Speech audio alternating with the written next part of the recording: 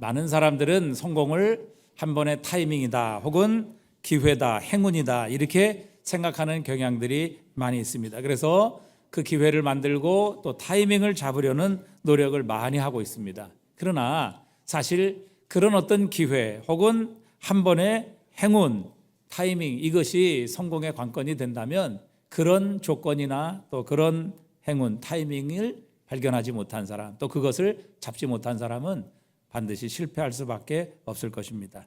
그러나 저는 성공을 타이밍이 아니라 태도라 이렇게 정의하고 싶습니다. 그래서 태도가 좋은 사람은 한 번 실패를 할지라도 언젠간 반드시 성공하는 삶을 살게 되어 있습니다. 그래서 붕어빵 장사를 성공한 사람은 다른 어떤 것을 맡겨도 성공하는 삶을 살아갈 수 있습니다. 왜요? 그 사람은 성공하는 태도가 되어 있기 때문이죠. 그러나 한 번 기회 혹은 행운을 통해서 성공한 사람은 그런 기회를 만나지 못하거나 혹은 환경이 바뀌게 되면 자신의 성공도 결국 물거품으로 돌아가는 일들이 많은 것을 보게 됩니다. 성경도 말씀하십니다. 우리가 무엇을 하느냐 하는 것보다 우리가 어떤 존재가 되느냐 하는 것이 그것을 훨씬 더 중요하게 말씀하고 계시는 겁니다. 예수님께서 제자들을 보내시며 귀신을 쫓아내는 능력, 병 고치는 능력을 주셔서 그들로 전도하도록 보내셨습니다. 그들이 돌아와서 예수님 앞에 감격하며 고백했죠. 주님의 이르면 귀신들도 쫓겨나고 병들도 고쳐지는 역사가 일어났습니다. 그렇게 보고하며 기뻐했습니다. 그때 주님께서 그렇게 기뻐하는 제자들을 향해 말씀하십니다. 누가복음 10장 20절에 보니까 그러나 귀신들이 너에게 항복하는 것으로 기뻐하지 말고 너희 이름이 하늘에 기록된 것으로 기뻐하라 말씀하십니다. 무엇입니까? 어떤 한 번의 능력, 역사 이것으로 인하여 기뻐하는 것보다 우리가 어떤 존재? 하나님 앞에 하나님의 자녀가 되고 영원한 생명책에 기록되어 있는 하나님의 자녀가 되는 이 존재로 인하여 기뻐할 것을 주님께서도 말씀하셨습니다. 우리가 2026년을 시작하며 과연 우리가 하나님 앞에 어떤 태도를 가져야 우리가 참 복을 받고 하나님께서 주시는 축복과 은혜의 주인공이 될 수 있을 것인가 생각을 해봅니다. 가장 먼저 우리는 믿음의 태도를 가져야 합니다. 무슨 태도요? 믿음의 태도입니다. 왜 그렇습니까? 여러분, 믿음이 없이는 결코 하나님을 기쁘시게 할 수 없습니다. 하나님을 기쁘시게 하지 못하는 자가 과연 승리하는 삶, 하나님께서 주시는 복을 받을 수 있겠느냐 하는 것입니다. 우리가 잘 아는 히브리서 11장 6절에도 보면 믿음이 없이는 하나님을 기쁘시게 하지 못하나니 하나님께 나아가는 자는 반드시 그가 계신 것과 그가 자기를 찾는 자들에게 상 주시는 이심을 뭐해야 할지니라? 믿어야 할지니라. 이 믿음을 하나님은 기쁘시게 여기시고 하나님께서는 이 믿음을 통해 우리를 축복하십니다. 그래서 하나님을 신뢰하고 하나님의 능력과 하나님의 역사와 하나님의 섭리를 믿는 자를 하나님은 축복하십니다. 하나님은 믿음을 통해 일하시고 믿음을 가진 자에게 복을 주시는 겁니다. 한 심리학 교수가 인간이 얼마나 고통을 견딜 수 있는가를 실험을 했습니다. 텅 빈 강의실에 얼음물이 가득 담긴 양동이에 혼자 맨발을 담그고 얼마나 참을 수 있는지 시간을 쟀습니다.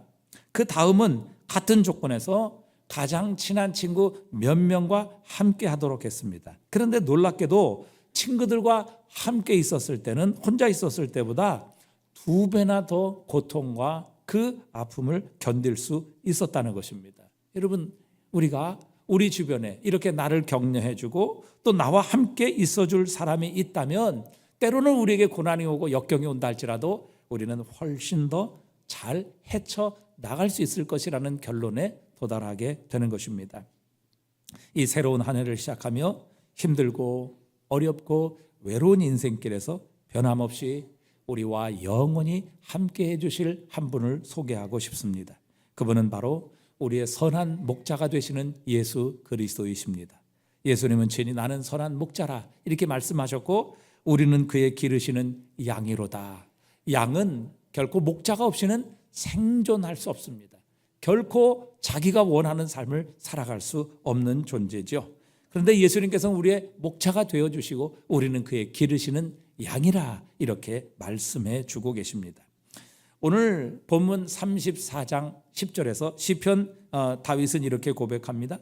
젊은 사자는 궁핍하여 줄일지라도 여호와를 찾는 자는 모든 좋은 것에 부족함이 없으리로다. 젊은 사자는 궁핍하여 줄일지라도 여호와를 찾는 자는 모든 좋은 것에 부족함이 없으리로다. 여러분, 젊은 사자는 백수의 왕 아니겠습니까? 여러분, 그 중에서도 젊은 사자라고 하면 감히 누가 그 앞에 맞설 수 있겠습니까? 뭐가 부족한 것이 있겠습니까? 그럼에도 불구하고 혹시 젊은 사자가 그럴 수 있다 할지라도 여호와를 찾는 자는 반드시 모든 좋은 것에 부족함이 없으리로다. 다윗은 이렇게 오늘 시편 34편에서 고백하고 있습니다. 모든 좋은 것에 부족함이 없다. 다윗이 이렇게 고백합니다. 우리는 언뜻 이런 다윗의 고백이 화려한 왕궁에 앉아서 왕으로서 모든 조건, 환경 그리고 부족함이 없는 상황을 즐기며 누릴 때에 이런 고백을 했으리라. 우리가 이렇게 짐작합니다. 그러나 여러분, 오늘 보면 우리가 읽은 시편 34편의 제일 앞에 표제를 한번 보십시오. 그 제목을 보면 다윗이 아비멜렉 앞에서 미친 채 하다가 쫓겨나서 지은 시라는 이런 표제가 붙어 있습니다. 그러니까 이 다윗은 왕궁에서 호화호식하며 모든 것이 부족함이 없는 공급을 받을 때 지은 시가 아니라 아비멜렉 앞에서 미친 채 하다가 쫓겨나서 지은 시라고 이렇게 표제는 붙어 있습니다. 다윗이 화려한 왕궁에서 부귀영화를 누리며 모든 것에 부족함이 없을 때에 즐기며 지은 시가 아니라는 것을 분명히 가르쳐 주죠. 이스라엘은 블레셋의 골리앗으로 인해 풍전등화와 같은 위기에 처해 있을 때에 골리앗의 위험에 많은 장군들이 기가 죽어서 어느 누구 하나 감히 이 골리앗과 싸우러 나가지 않았습니다. 그때에 양치기 소년이었던 다윗이 형을 문안하러 왔다가 이 골리앗이 외치는 하나님을 향한 모욕, 이스라엘 군대를 향한 모욕의 소리를 듣고 다윗이 분연히 일어나 이 단신으로 골리앗을 격파합니다. 우리가 잘 아는 다윗과 골리앗의 싸움이죠. 그러므로 일거에 구국의 영웅이 되는 사건이 벌어졌습니다. 갑자기 모든 사람들의 마음이 다윗에게 쏠립니다. 왕이었던 사울은 질투심을 느끼게 되었고 그로부터 집요하게 다윗을 쫓아서 죽이려 합니다. 다윗을 제거하지 않으면 자신의 왕위가 위태로울 것이다 라는 근거 없는 두려움 때문이었습니다. 그래서 사울은 자신의 정예군사 3,000명을 동원해서 다윗을 쫓았습니다. 도망다니다가 다윗은 더 이상 이스라엘 경내에서는 숨을 곳도 없고 자신은 더 이상 목숨을 유지하지 못할 것이다 라고 판단한 다윗은 이웃의 블레셋 왕들 중에 하나인 가드 왕 아비멜렉에게로 피신을 하게 됩니다. 그러나 그곳에서도 다윗이 어떤 존재인지를 알고 있었던 이 아비멜렉의 신하들은 다윗을 경계하고 고발하려고 했습니다.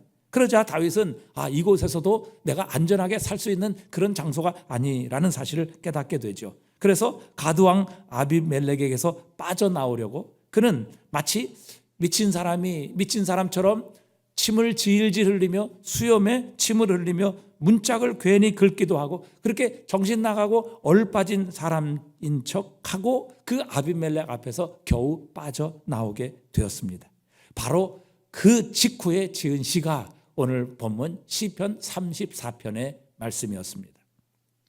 침을 질질 흘리며 미친 사람 신용을 하지 않고서는 생존조차 불가능했던 현실, 그게 지금 다윗의 상황이고 다윗의 현실이었습니다. 그리고 절망적으로만 보이는 이 상황에서 과연 어떻게 다윗은 여호와를 찾는 자는 모든 좋은 것에 부족함이 없으리로다 이렇게 찬양하며 하나님을 향해 고백할 수 있었을까요? 감사하게도 시편 34편 속에서는 그 해답을 제시해 주고 있습니다. 먼저 34편 4절에 보니까 이렇게 다윗은 고백합니다. 함께 읽어보겠습니다. 내가 여호와께 간구하며 내게 응답하시고 내 모든 두려움에서 나를 건지셨도다. 자, 이 건지셨도다. 제가 하나님께 부르짖었더니 하나님께서 모든 두려움에서 나를 건지셨도다. 자, 6절도 한번 같이 읽어보도록 하겠습니다. 이 곤고한 자가 부르짖음에 여호와께서 들으시고 그의 모든 환난에서 구원하셨도다. 다윗은 이렇게 고백합니다. 자신이 모든 두려움에 처했을 때에, 모든 환난 가운데 있었을 때에 하나님 앞에 부르짖었더니 하나님께서 자신을 건지셨고 그 상황 속에서 구원해 주셨다, 이렇게 고백합니다. 그런데 여호와께서 나를 건지셨다, 여호와께서 나를 구원하셨도다라는 이 동사의 시제는 모두 과거형입니다. 과거형임을 여러분 한번 기억해 보시기 바랍니다. 자, 하나님께서 과거에 다윗이 모든 환난과 위험과 위협 속에 있을 때 하나님께 부르짖었더니 하나님께서 그를 구원해 주셨고 하나님께서 그를 이 위기 가운데서 건져 주셨다, 그렇게 고백하고 있는 것입니다. 그러니까 이것이 다윗이 고백한 그의 고백의 전부가 아닙니다. 다윗의 고백은 이렇게 이어집니다. 오늘 보면 7절에 보니까 여호와의 천사가 주를 경외하는 자를 둘러 진치고 그를 건지시는도다. 여기서 진친다라는 말이 캠프한다는 말이거든요. 여러분, 캠핑 간다 그런 말씀 하시잖아요. 캠핑 간다 그러면 가서 텐트를 치고 거기에 잠시 거주하는 것이죠. 여러분, 이 다윗이 하나님 여호와의 천사가 주를 경외하는 자를 둘러 진치고 그를 건지시는도다. 둘러 진친다, 이 말은 인캠프라는 말이거든요. 거기에 캠프를 친다, 그 말이에요. 그러니까 하나님께서 그의 사자 천사들을 보내셔서 다윗 주변에 캠프를 치게 하셔서 다윗을 지키시고 다윗을 건지신다, 그렇게 말씀하는 것입니다. 여러분, 대통령도 보면 가드들이 있잖아요. 그 경호원들이 있잖아요. 그래서 대통령 주변에 여러분 근접 경호하는 사람부터 시작해서 거기서 뭐 몇백 미터 떨어지고 심지어는 뭐 그 주변의 모든 곳에 다 건물이나 이런 데 숨어서 대통령을 경호하고 호위하는 겁니다. 왜? 혹시나 나쁜 사람들이 그 대통령을 저격하지 않을까, 해를 가하지 않을까, 이렇게 경호원들이 쭉 둘러서 진을 치고 그 대통령을 지키고 보호하는 것이죠. 군대도 보면 지휘관을 중심으로 모든 캠프를 칩니다. 그래서 그 지휘관을 대적들이 공격하지 못하도록. 왜? 지휘관을 죽이면 전쟁은 끝나는 것이기 때문에. 그런데 마치 이 하나님께서 하나님의 천사들을 보내서 다윗 주변에 이 캠프를 치게 하셔서 다윗을 둘러 진치고 그를 보호해 주고 계신다, 이렇게 다윗은 표현하고 있는 것입니다. 둘러 진치고 건지시는도다, 이 시제는 현재형이에요. 자, 우리 지난 바로 전에 자기가 환난 가운데서 부르짖었고 또 고난 가운데서 하나님께 아뢰었더니 하나님께서 나를 건지셨고 구원하셨다, 이건 과거예요. 그런데 지금 현재 하나님께서 그의 천사를 보내서 천사들로 하여금 둘러 진쳐서 자신을 건지시는도다, 이 건지신다라는 이 말은 현재형 동사입니다. 자, 9절을 한번 또 보시기 바랍니다. 너희 성도들아 여호와를 경외하라, 그를 경외하는 자에게는 부족함이 없도다, 이렇게 말씀하십니다. 여기 부족함이 없도다라는 동사도 현재 시제형을 가지고 있습니다. 여러분, 하나님께서 우리를 지키시지 않고 하나님께서 우리를 현재 보호하시지 않는다면 여러분, 우리의 많은 재난과 환경 두려움, 어려움에서 사실 우리의 대적 가운데서 우리는 살아남을 수 있는 확률이 없습니다.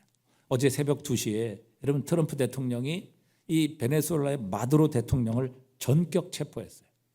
비행기, 제트기, 전투기 150대를 동원하고 그 다음에 수많은 수천의 병력을 동원해서 여러분 베네수엘라 대통령궁 침입하고 그 대통령궁에서 이 마두로 대통령 부부를 이제 전격 체포해서 지금 뉴욕으로 지금 데리고 가고 있는 중이에요. 여러분, 경호원이 한둘이었겠어요? 그를 지키는 사람이 한두 명이었겠습니까? 그런데 여러분, 하나님께서 지키시지 않으면 여러분 아무리 대통령도 결코 자신을 지킬 수 없는 존재라는 것을 우리에게 뚜렷하고도 분명하게 보여주고 계시는 겁니다. 그런데 다윗은 지금 고백하고 있어요. 하나님께서 천사를 보내서 자신의 주변을 둘러 진치고 자신을 건지시는도다. 그래서 너희 성도들아 여호와를 경외하라, 그를 경외하는 자에게는 부족함이 없도다, 이 현재형이에요. 주의 천사가 지금 나를 둘러 진치고 있기 때문에 그 하나님이 보내서 천군 천사로 지키고 있는 자는 결코 부족함이 없도다. 다윗은 과거 자신의 삶 속에 있었던 수많은 재난, 위기 가운데서 건져주시고 구원해 주셨던 하나님께서 지금 현재 자신의 삶을 천군 천사를 통해 둘러 진치고 보호하고 계심을 믿었던 것입니다.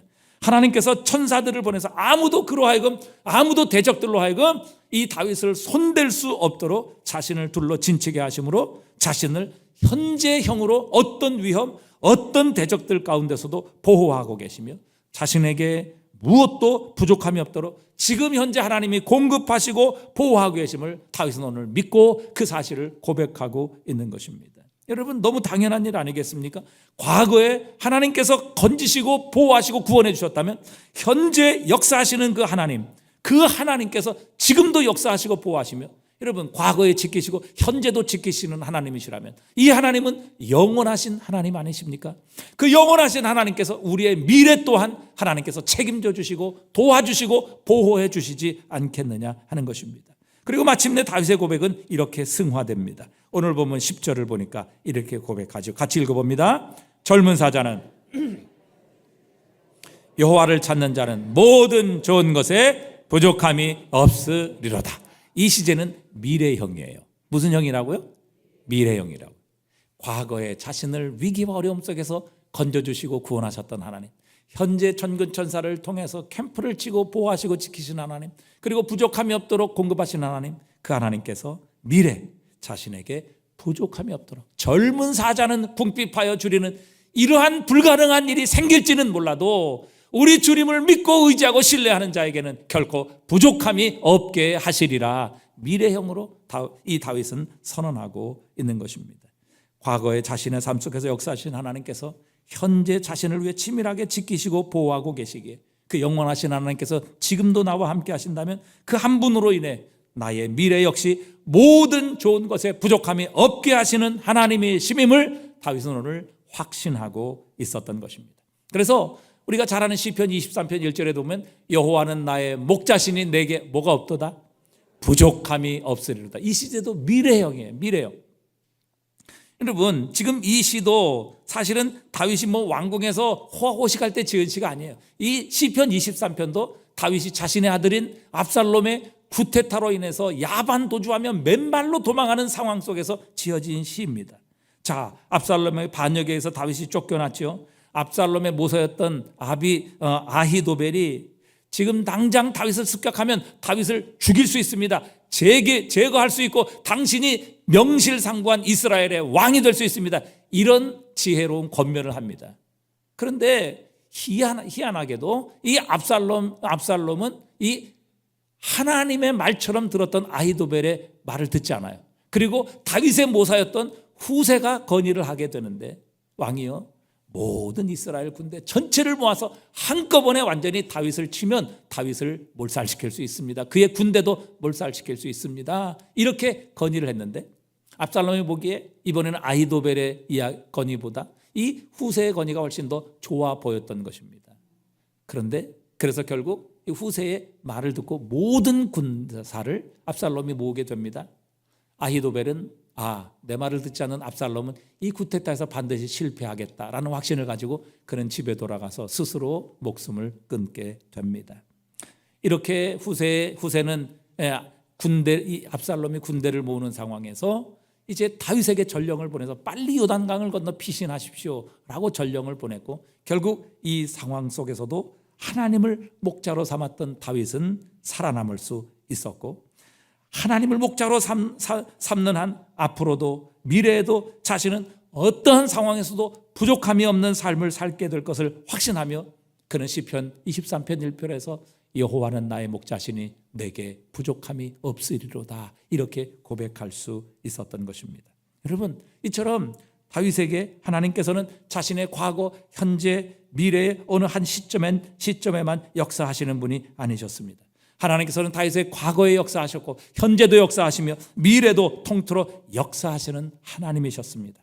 그래서 그에게는 이 세상의 그 어떤 절망적인 상황도 문제가 되지 않았던 것입니다. 오히려 그 여러 절망적인 상황은 하나님의 구원하심, 하나님의 보호하심을 경험하는 감사의 조건일 수밖에 없었던 것입니다. 어떤 상황이든 그것은 자신의 과거와 현재와 미래를 통틀어 역사하시는 하나님에 의해 주어질 새로운 미래를 향한 열린 문이 될 수 있었던 것입니다.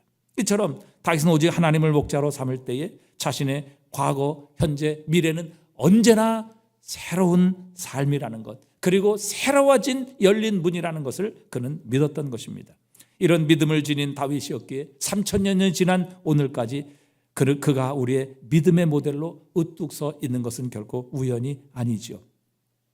이스라엘 백성들은 출애굽 1년 만에 광야를 지나 가나안 땅 바로 앞, 하나님이 약속하신 젖과 꿀이는 바로 앞 가데스 바네아까지 이르렀습니다. 가데스 바네아에서는 하나님께서 그들에게 약속하신 가나안 땅을 들어가는 바로 길목이었습니다. 이제 그들이 하나님께서 약속하신 땅에 들어가기만 하면 지금까지 애굽의 노예로 400년 동안 살아왔던 그들의 비참한 삶으로부터 그들은 새로운 해를 맞이할 수 있었고 새로운 인생의 삶을 시작할 수 있었던 바로 그 시점이었습니다. 모세는 그들을 향해 앞에 놓여있는 가나안 땅의 대적들을 두려워하지 말라 이렇게 격려합니다. 그렇게 격려할 이유는 충분했기 때문입니다. 신명기 1장 30절에 보니까 이렇게 말씀하고 있습니다. 같이 읽어봅니다. 너희보다 먼저 가시는 너희 하나님 여호와께서 애굽에서 너희를 위하여 너희 목전에서 모든 일을 행한 것 같이 이제도 너희를 위하여 싸우실 것이며. 자, 하나님께서 어떻게 가신다고요? 하나님께서 어떻게 가세요? 먼저 가시는 하나님이시다. 앞서 가시는 하나님께서 애굽에서 너희 목전에서 싸우신 것 같이 이제도 너희를 위하여 싸우실 것이다. 이렇게 격려하며, 그렇기 때문에 저 가나안 땅에 들어가는 것 두려워하지 말라. 새로운 땅을 밟는 것 염려하지 말라. 이렇게 모세는 격려했습니다. 하지만 12명의 정탐꾼 가운데 10명은 가나안 주민들은 거인들이고 그 성은 하늘처럼 높아서 우리가 결코 이길 수 없습니다. 우리는 그들 앞에 메뚜기 같은 존재에 지나지 않습니다. 이렇게 보고합니다. 그 중에 겨우 2명 갈렙과 여호수아만이 하나님께서 우리와 함께 하시면 우리는 이길 수 있습니다. 저들은 우리의 밥입니다. 우리가 결코 두려워할 필요가 없습니다. 이렇게 보고합니다. 동일한 땅을 보고 왔는데 정반대의 보고가 이어졌습니다. 비슷한 격차가 아니라 무려 10대 2 차이로 갈렸습니다. 이스라엘 백성들은 다수결의 원칙을 따라 가나안 주민들을 능히 이길 수 없다는 이 정탐꾼의 견해, 즉 5배나 많은 이길 수 없다는 10명의 정탐꾼의 보고를 믿고 신뢰하게 됩니다. 그리고 그들은 하나님께서 예비하시고 하나님께서 앞서 행하셔서 그 땅을 주시겠다고 약속하신 가나안 땅을 앞에 놓고 그들은 이런 반응을 보입니다. 민수기 14장 1절부터 4절까지 한번 읽어보겠습니다. 온 회중이 소리를 높여 부르짖으며 백성이 밤새도록 통곡하였더라. 이스라엘 자손이 다 모세와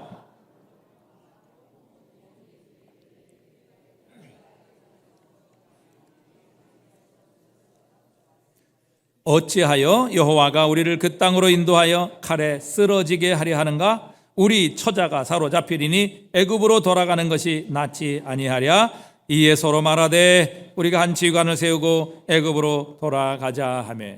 여러분, 이스라엘 백성들의 반응은 무엇입니까? 절망입니다. 불평입니다. 원망입니다. 자포자기입니다. 패배감으로 짓눌려 있습니다. 그들은 하나님께서 약속하신 가나안 땅을 포기하고 새로운 지도자를 세워 애굽으로 돌아가자 이렇게 결정합니다. 가나안 족속과 싸워서 패배해서 내린 결정이 아닙니다. 도저히 이길 수 없는 상황에 맞닥뜨려서 내린 결론이 아닙니다. 단지 그들은 10명의 정탐꾼의 보고를 듣고 지레 겁을 먹고 두려워했던 것이죠.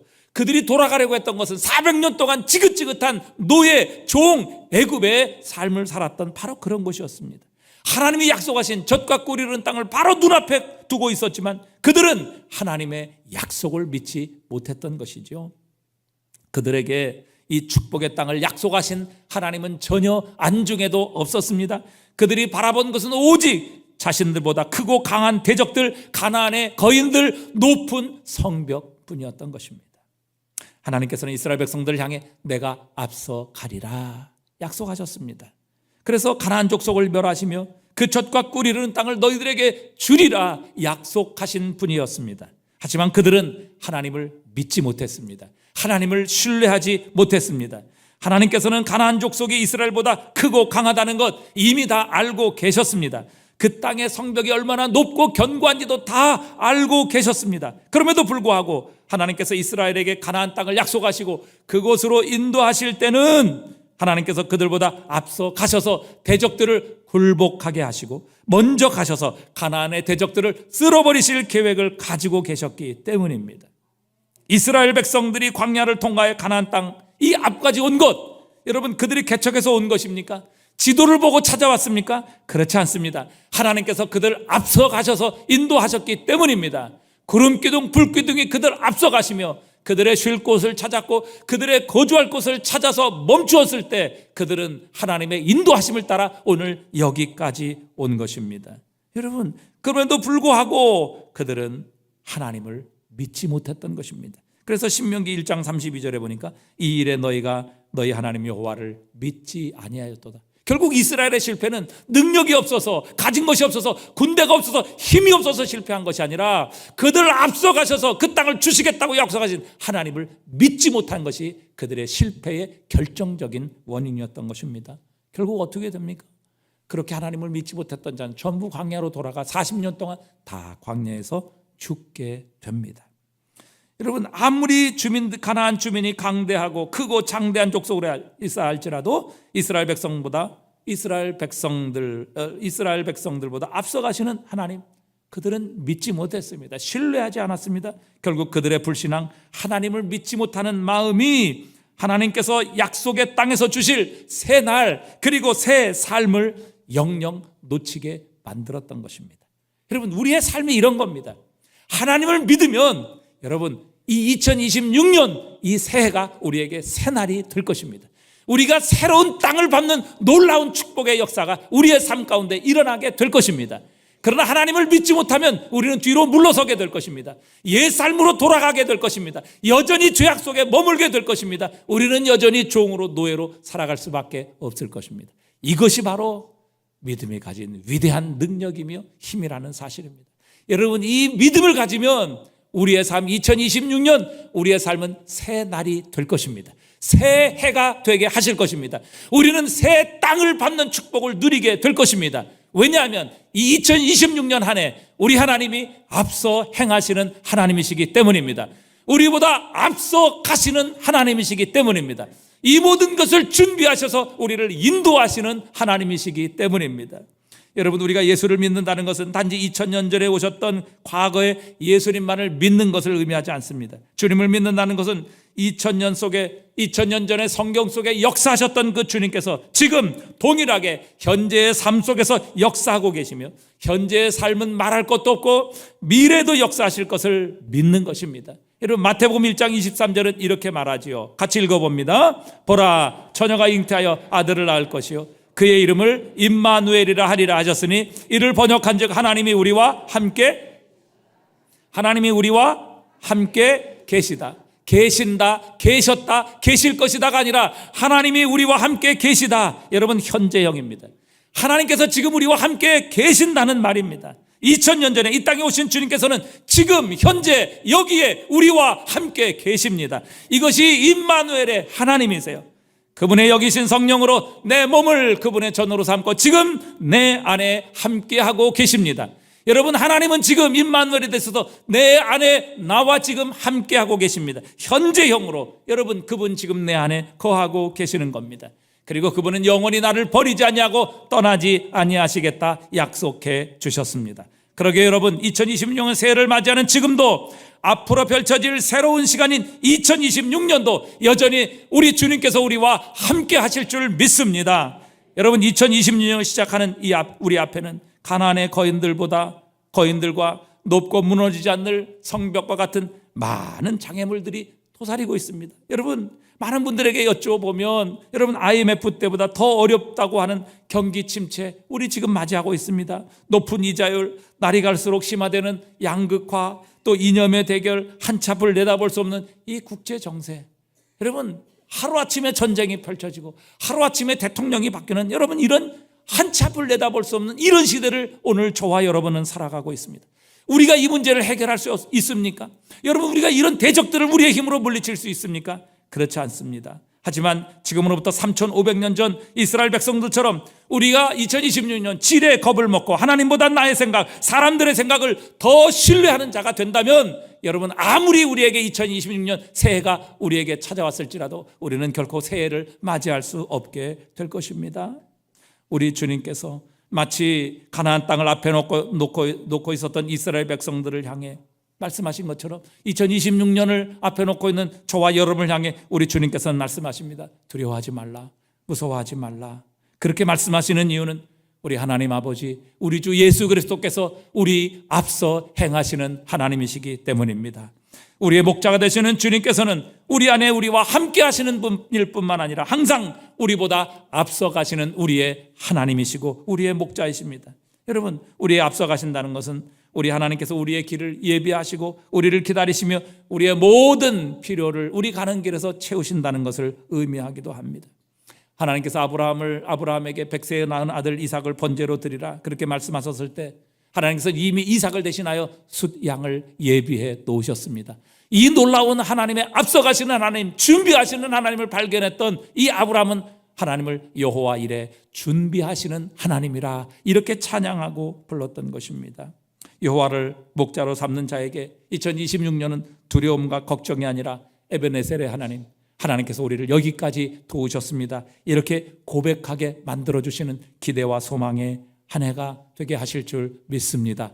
여러분, 믿음을 가지시고 하나님과 동행하십시오. 우리 앞서가시는 하나님을 신뢰하고 믿으십시오. 그때 2026년은 우리에게 진정한 새해가 될 것이며 새날이 될 것이며 하나님 앞서 행하셔서 우리를 위해 준비하신 진정한 젖과 꿀이는 가나안 땅을 차지하고 그 땅의 주인이 되는 놀라운 축복의 주인공이 되게 하실 줄 믿습니다.